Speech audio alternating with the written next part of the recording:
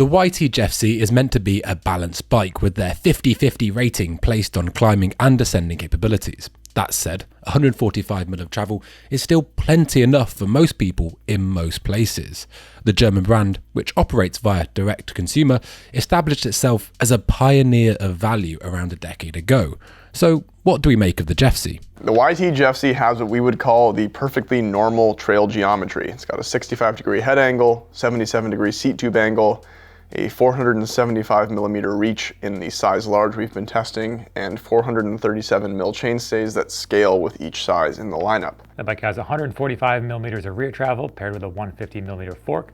And the nice thing about this bike is that all the suspension kinematics are the same as what you get on the higher end versions, same with the frame geometry, so things that you can't swap out are already taken care of. There are some accessory mounts on the underside of the top tube. There's room for a smaller sized water bottle. Overall, I think it's a bike that's provisioned for longer days in the saddle, as well as just, short fun laps in your local woods. It's also got some internal cable routing with little rubber stoppers to help make sure that they don't rattle around and make a racket inside the frame. One last note on the Jeffsy's frame. There is a flip chip for the rear shock that changes the geometry by about 0.6 degrees between the high and low position. The geometry of the YT puts you in a great position for longer pedals and tech climbs alike, although the overall weight might sap some energy over the course of a day. But what did our reviewers think of its climbing capabilities? The Jeffsy delivers plenty of traction while climbing. That rear wheel really sticks to the ground, helps you get up and over loose bits of trail, and the actual seated climbing position is very comfortable as well. For me, I find that the Jeffsy's rear suspension is tuned really nicely so that you have enough support to not feel like you're wallowing, but it is active enough that you're getting over rough terrain while still putting power down. Maybe even better than some more expensive bikes in some circumstances. That traction and compliance on trail does come a bit at the cost of efficiency. I don't think this is the most snappy feeling climbing bike we have on test, but again, it is very capable. I think that once you kind of get used to the grippier feel of it, you're gonna be happy with long days in the saddle. Yeah, it's a bike that kind of feels like it's made for rougher, more technical trails, which is great, because that's what we've been riding lately. So that traction is appreciated. And if you did end up on a fire road and really wanted to calm things down, this bike, even at this price point, does have a little lockout lever, so you can firm the shock up as firm as you'd like. YT bills the Jeffsy as a 50-50 bike, but the geometry and numbers had us wondering how neutral that bias really is. What did our testers make of it, and how does the YT descend? The kinematics and shock tune of the Jeffsy do a great job of providing support while also keeping you from ramming into the bottom of the travel all the time. I think it does a good job of using a lot of its travel, but without getting too extreme. The geometry feels balanced and easy to manage. It's a bike that can work well in a wide range of terrain, so whether you're on a kind of flat, more rolly stuff or some steeper bits, just kind of feels right at home.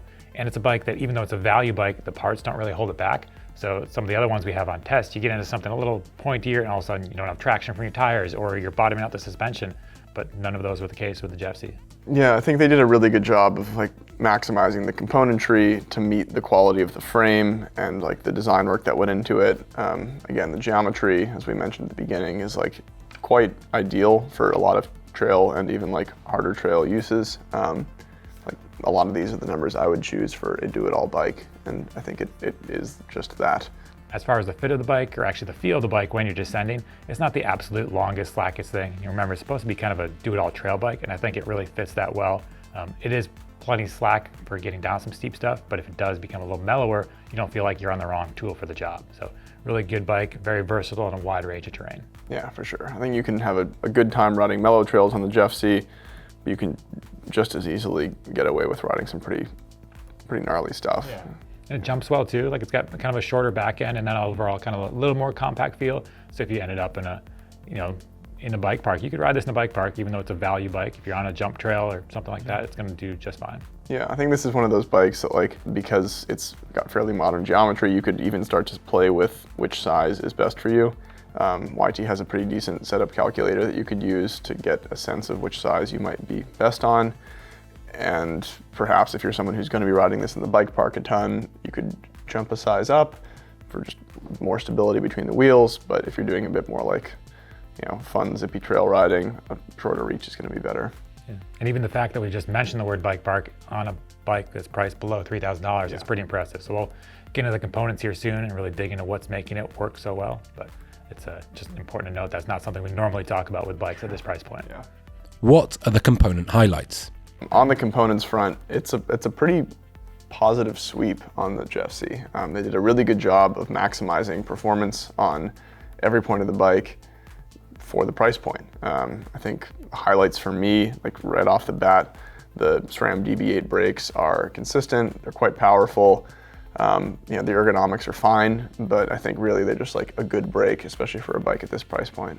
Yeah, and the little things are taken care of on this bike too. It has great grips from ODI, the dropper post works well, like super light lever action. And then even with the drivetrain, it has a SRAM NX drivetrain, which we've kind of panned a bit in the past just because of some of the ergonomics. But this one actually has a matchmaker mount. So that means that the shifter mounts right to the underside of the brake lever. And I think that stiffens up the system a little bit, so you get a lot more positive lever feel. So pretty good shifting, even though it is that one tier from the lower end of the SRAM drivetrain system. This bike comes with the base level Lyric fork, but I found the damper in it was great. It handled pretty rough terrain really nicely. I ended up at like the middle of the 3 compression settings on it for some of those rougher trails.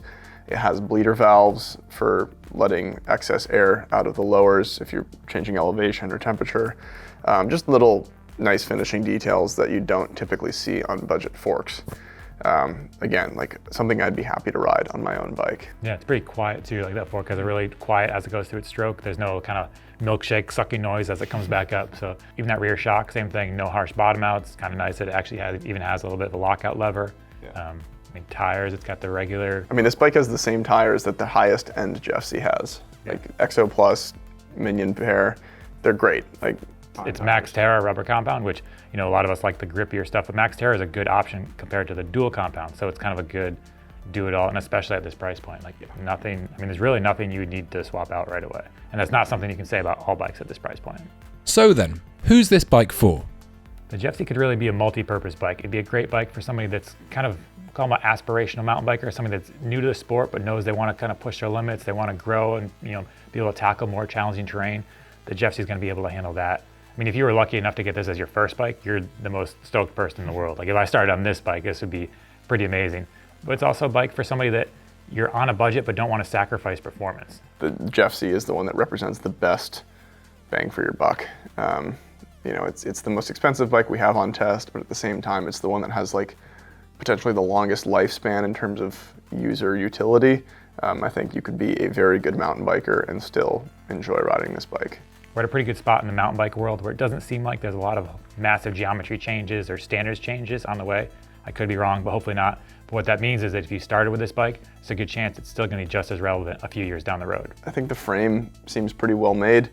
Hopefully it lasts. I think it will. As you do potentially upgrade components along the way just to like suit your needs or replace wear items, I think the frame is going to hold up. And luckily it is the same kinematic and same geometry as those nicer end ones. So you're not wanting for the like higher end thing while you have your more value oriented frame. And it comes in a cool yellow color. It's very bright. You won't lose it in the dark. You can see it. YT then, ever quick to satisfy the core mountain bikers. But what are the pros and cons? There are a lot of pros to talk about with the Jeffsy. As we've been kind of gushing on it, it's just a good mountain bike. The components are great, the geometry is as well. The suspension kinematics work really well. I found that it was more than enough bike for some pretty gnarly trails here. I took it on some, call them extracurricular rides after filming days, and it did not disappoint. I scared myself a few times, but nothing to do with the bike, just personal failings. We have all these bikes to pick from, and this is the one you'd pick for those harder trails. Yeah. I think that says something. If there's any con to the YT Jeffsy, I'd say it's gonna be that weight. It is 36 pounds, and remember, we're talking about a 145 millimeter trail-ish bike, so it's definitely on the heavier side, but also don't forget that this bike costs under $3,000, so you can't really be too choosy when it comes to weight, but something to keep in mind. Yeah, I think it's also important to remember that the weight isn't really wasted on this bike. I think whatever extra grams you're accruing with those nicer components, it's worthwhile, and the bike works really well. Like it climbs nicely, it descends really well, and I think if you're looking for a more XC thing, there are other more XC-oriented options out there, but this is a good, capable mountain bike. And some of these value bikes show up and you put them on the scale, and we do weigh them at the end of all our testing so that doesn't cloud our judgment while we're out riding, but sometimes the weight figures are surprising.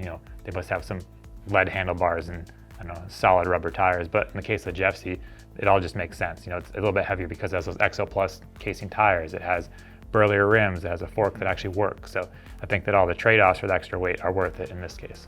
The Jeffsy sets its stall out then as a well-performing all-rounder. If by all-rounder you mean a bike that is slightly skewed towards descending, whatever YT say.